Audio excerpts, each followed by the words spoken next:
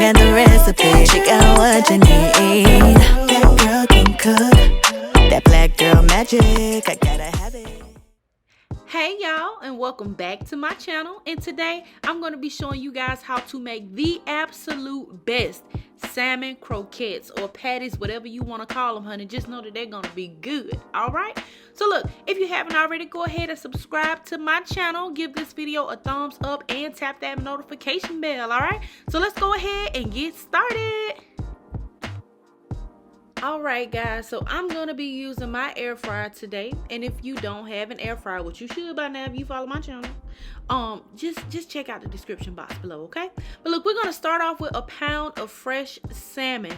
That is the difference between this recipe and other recipes, okay? We're using fresh ingredients. And we're just going to add in just a pinch of salt and some black pepper. There are no measurements on that. You know, just season it to taste, or don't season it at all. Okay, and we're gonna air fry this at 390 degrees Fahrenheit for about 8 minutes. And while that's cooking, we're gonna prepare us a nice sauce to go with our salmon. So look, if you don't want the sauce, you definitely can skip this, but we're gonna use a half cup of mayonnaise. Make sure you're using real mayonnaise. I'm using Duke's. And I'm gonna add in a teaspoon of Creole mustard. If you have regular mustard, that's totally fine. I'm also gonna add in a teaspoon of hot sauce. I'm using my Truff hot sauce today for this recipe. And you just wanna put that in there just to give it a nice little kick, a little bit of spice.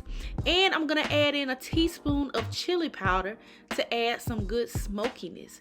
You guys, I'm telling y'all, it's gonna be delicious, all right? So look, give that a quick mix.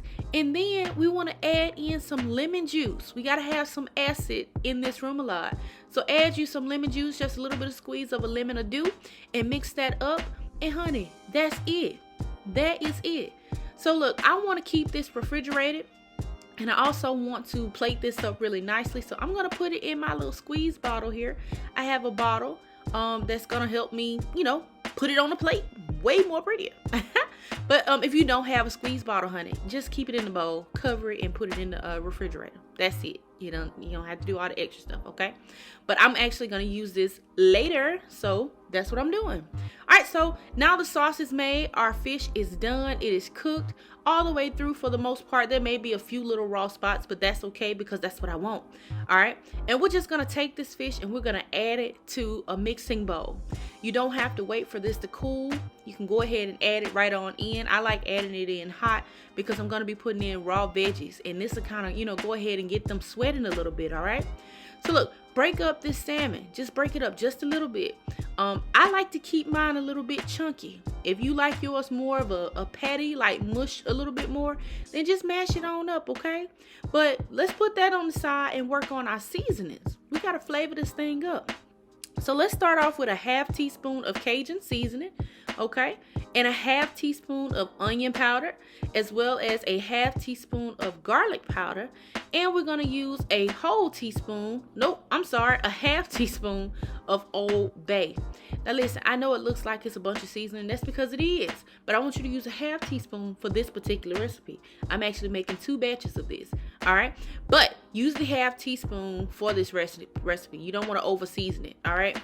And so we set the seasoning aside. I'm going to add in 1/4 of a small onion, chopped, okay? Now look, you can customize this. You can add as much or as little as you want, okay? But we're adding 1/4 of a bell pepper, both red and green, finely chopped. Like I said, you can customize that and take some of it out or add more or add less, all right? And I'm adding in some parsley, 1 large egg for the binding. That's going to help all of this stick together, and my seasoning blend. As you can see, I have some left over because remember I told you I'm making some more on the side, all right? But look, you want to combine that up, get it nice and combined, mix it all together, and now we're going to add in 1/4 cup of breadcrumbs, okay? 1/4 cup. Now, if you don't have breadcrumbs, you can use things like saltine crackers, Ritz crackers, any of that type of stuff that can crumble very easily. But make sure you crumble it really finely, or it will not work. You'll have big old Ritz crackers sticking out of your salmon croquette. We don't want that, all right? But look, once you get it nice and combined into your mixture, you want to take your extra clean hands and form your mixtures into a patty, all right? Now, this recipe will make approximately 6 patties at a medium size.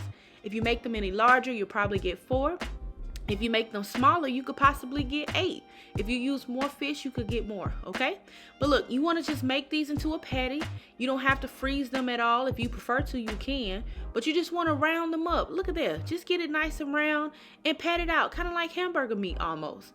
And if it's too moist, add a little bit more of the breadcrumb. But you shouldn't need any more. But if you do, just add a little bit more breadcrumb, okay? Don't add too much egg, because then you're going to have scrambled eggs and salmon croquettes. We don't want that. We don't want that at all. All right, so look, here are our 6 patties, and it's time to fry them up. So we're over medium-high heat, and I have some canola oil. I'm just putting just enough oil to coat the bottom of the pan. And you want to be patient with this step. You want to carefully add these patties into the oil. Now listen, don't touch them. I'm going to show you what's going to happen if you touch them. But go ahead and put them in there. Just be really, really patient with them. You see how I touched that one? You see? Look. Don't touch them, I'm telling you, because watch what's going to happen. But once you put them in, you want to cook them for about 1 to 2 minutes on both sides, just to give it some nice color, because it's practically already cooked, you guys. All right, but if you like it really crispy, you can cook it longer. But you see how that one fell apart? I told you not to touch it. You see that? It's going to fall apart if you touch it. Just let it sit there, let it solidify on the bottom, and then once it's time to flip, that's when you touch it. Okay, you see how all the rest of them stayed together nice and pretty? That's because we didn't touch them. All right, so make sure that you're very careful with that and be very patient while making these, because they can and will fall apart if you don't. This recipe takes a lot of love and patience, and I'm sure you're gonna have it, right? That's why you're making it. All right, y'all. So look, remove it from the heat and let's plate these bad boys up, okay?